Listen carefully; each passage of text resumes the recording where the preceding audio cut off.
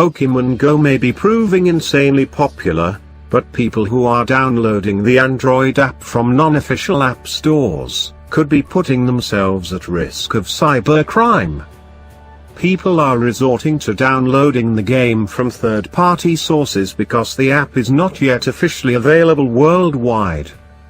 The augmented reality game was first released in Australia and New Zealand on July 4, with the US version being made available to customers a couple of days later.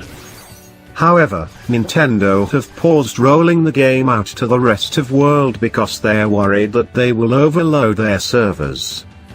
Within 24 hours of its launch, the company's servers had crashed due to its enormous popularity. Online security company Proofpoint have found infected knockoff copies of the newly released mobile game. The infected version of the mobile game installs a remote access tool, RAT, called Droid Jack to your phone. From here attackers can seize control of your device and harvest personal information by tracking your movements. Malicious activity could include stealing your passwords, credit card numbers, silently installing further viruses and recording video, all without your knowledge. Versions of the infected game have not yet been found on app services in the wild.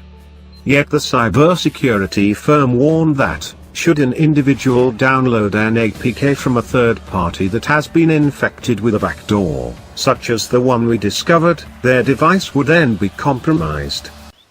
That has led some users to seek out unofficial versions of the Pokémon GO application online, where it has been uploaded for distribution on various sites as an APK file, the file format used by Android applications. Unlike iOS, Android allows users to toggle off a setting that prevents installation of apps from outside the official App Store. This, however, can be a dangerous practice.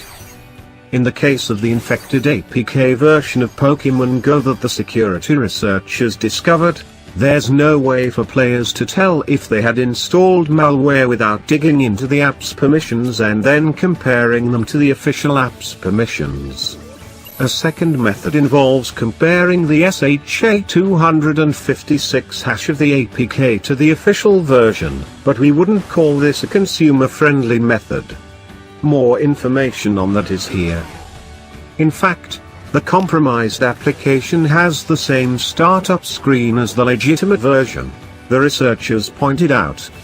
Though the app does include a remote access tool that would allow attackers to take control of the victim's phone, the server that would listen for connections from infected devices then give them commands, or the C&C server, aka the command and control server, which was based in Turkey, was not accepting connections from infected devices, the researchers found.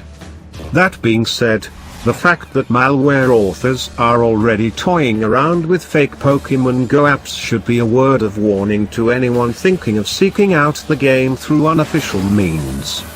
This is not likely to be the last time we see Pokémon GO malware, if the game remains as popular as it is today.